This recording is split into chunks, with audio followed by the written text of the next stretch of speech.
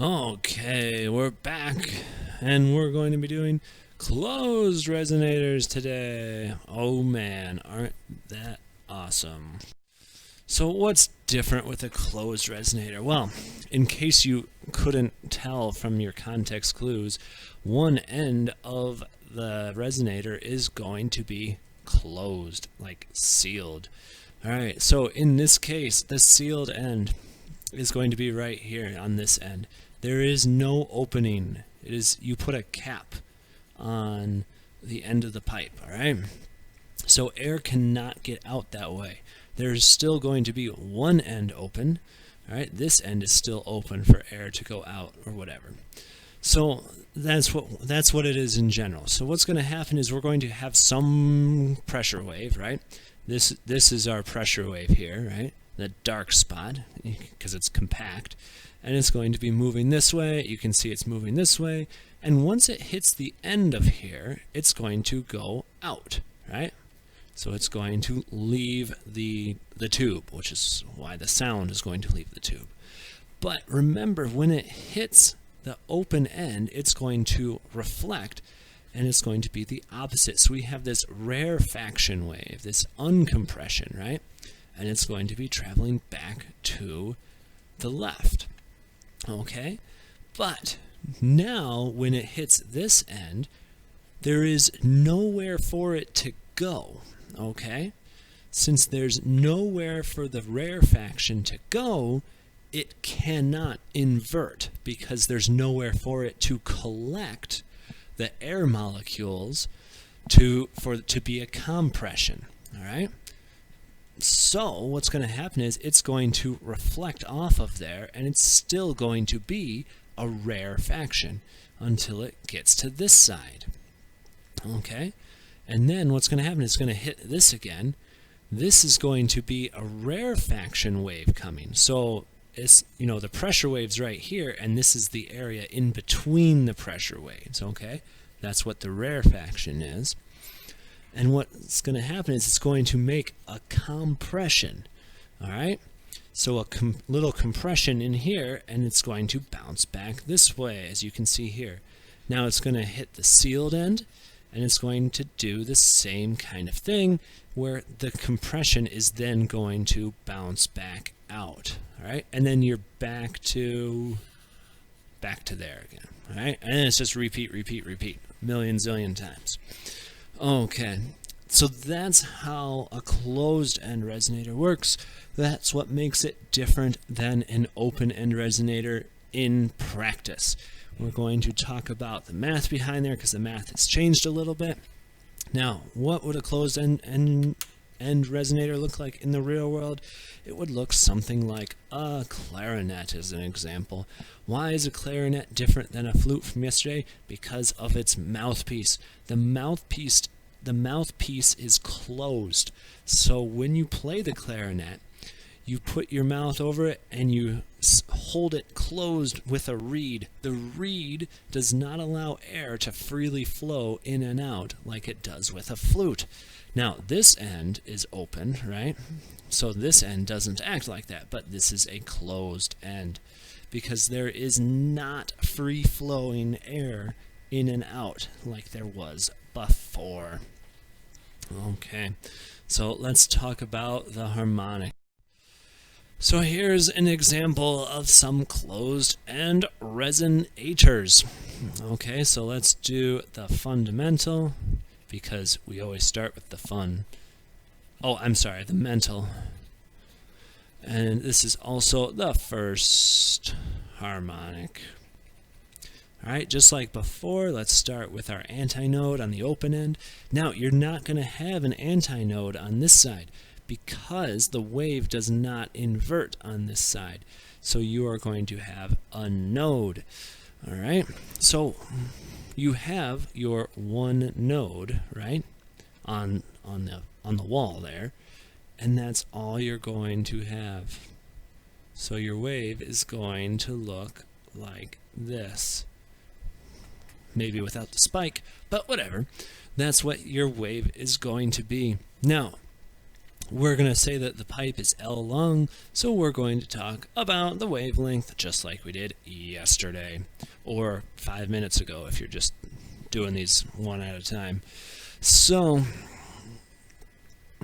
what we're going to do is figure out how many lengths it takes to make a full wavelength. Because that is not a full wave, you're going to take more than one L to do it. How many L's are you going to need? Text your answer now. Okay, let's see who won the contest, and it is contestant number 4. It takes 4 wavelengths because, I'm going to start on the left this time. So we got going up, coming back. Oh, I'm sorry, we're in the middle. We're going up, we're at the top. We're coming back to the middle is 2. We're going to the bottom, which is 3. And we're going back up to the center, which is 4, right? Those are 4 sections. Then you could do the same thing going the other way. I just had more room on this side. Okay, so now let's talk about the first overtone or the second harmonic. All right, so you're going to have one there, you're going to have an open here, and we're going to have 2 nodes. Surprise, surprise, surprise. All right, now, because I know a little better, I know it's going to be a little bit towards that side. Because, why? Well, because you have to have another set of antinodes between those, right? Because you can't just go node to node. Anyways, so this is going to go down, and then, I didn't draw it very well, no, whatever, like that, and this one is going to go up, and there, and there. So that's what the wave will look like, something like that. Good enough. Alright, so lambda is going to equal what? How many L's must you go down? Well, here's the deal. This one's a trickier fraction. Did you figure it out? Well, let's count. If I start in the middle here, I'm going to go up. I'm going to go back to the center. I'm going to go down. And I'm going to need to go back to the center. Alright, so it's going to be bigger. How much bigger? Well, there's 4 journeys here. There's this journey, there's this journey, and there's this one, and there's this one. I only have 3 of them in the box, so I'm going to have a 4th one. So out of the 3, I need 4. So it's going to be 4/3 times L. Alrighty, so that's that. Let's do the next one. Second overtone. And the third harmonic. You're going to have 3 nodes. Fun, fun. Do you think you can draw the picture of it? I'll race you. Just don't pause the video. Well, I mean, I guess if you think you need a head start, go ahead. But I've already done most of it. Okay, so up. And down, and down, and up, and up. And this one goes the opposite ways.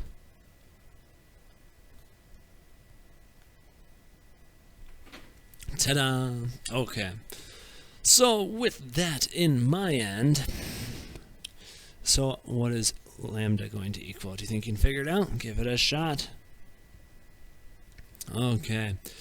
Well, let's count our journeys here. So we've got 1 section, 2 section, 3 section, and 4 sections here. We have all 4. So we want 4 out of how many are in the box? Well, there's 5 in the box. So I only want 4 out of 5 now. So times L. Now, we're going to do the general formula, which is the nth harmonic, or the n-1 overtone. Alright, so how many nodes are there going to be? There's going to be n nodes, and the nodes. So do you think you can figure out the formula? I think you can predict what it's going to happen, but, you know, maybe you can figure it out. Okay, so hopefully you notice in the denominator, you just have odd numbers, right? 1, 3, 5, next one would be 7, then 9, then 11. How do you write that out mathematically? Well, what you're going to have is you're going to have 2 times n minus 1. All right? Because when you plug in 1, 2 times 1 is 2, minus 1 is 1. When you plug in 2, you get 4, take away 1 is 3. Ta-da. All right. And then the numerator is just 4. So this is the formula. Once again, would I memorize this? No, I wouldn't memorize this. I actually just figured it out again just with you because I don't memorize this.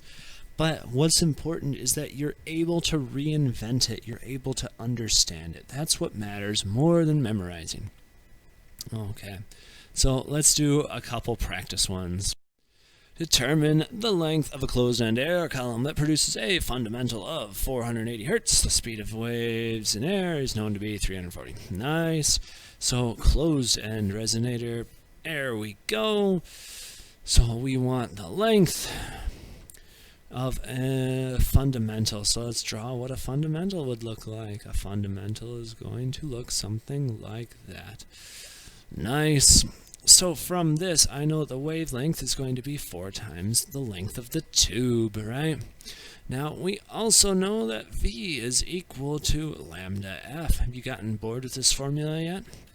So 340 is going to equal 4 times L, right? Because that equals lambda times F, which is 480. Doing some quick maths here, we're going to take 340 divided by 480 divided by 4, and we get, L is equal to 0.177. Remember, this is in meters because that's what we're using for speed, so it has to be the same unit. So this is going to be 17.7 centimeters. Ta-da! Okay, let's do another. Titan Tommy and the Test Tubers. Oh, it's just test tubes. At the nightclub this weekend. Still sounds like a better band than what the youth of America is listening to now. The lead instrumentalist uses a test tube, which is a closed-end air column, with 17.2 centimeter air column. The speed of sound in the test tube is 340. Find the frequency of the first harmonic played by the instrument. Nice. Alright, I mean, he's no Justin Bieber, but, you know. Alright, it's a fundamental, so we gotta draw a picture. See if you can figure it out. Pause the video. Alright, I didn't think it'd take you that long. But, anyways, so we are going to have lambda is equal to 4 times L, because that's the same thing as a second ago. V is equal to lambda F. I know what the V is. The V is 340. The lambda is going to be 4 times L, but I know what L is, so let's plug that in. Remember, you have to switch it to meters because this is in centimeters. Times F, and we're solving for F, so 340 divided by 4 divided by 0.172. Enter, and you get F is equal to 494.2. Whatever. That's good enough. Alright, so that's going to be maybe a B, maybe a flat C kind of, but it's going to be on the higher side, something like that. Okay, let's do one more. There is. Pipin' Pete is playing at City Park next weekend. Nice, man. Is it in Lincoln? Well, I hope so, because, you know, October's coming up. One of the closed-end pipes is capable of sounding out a first harmonic of blah blah of that. The speed of sound in the pipe is 350. Find the length of the air column inside the pipe. Okay, so first harmonic. Oh, lame. That's okay. Hey, did you know that for this one, the lambda is going to be 4 times... Oh, you should pause it and keep going. Okay, so, and then we're going to have V is equal to lambda F. V is going to be 350 because it's a little warmer. Yeah, warmer speeds up air. Times lambda, which is 4 times L, we don't know what L is, times 349.2.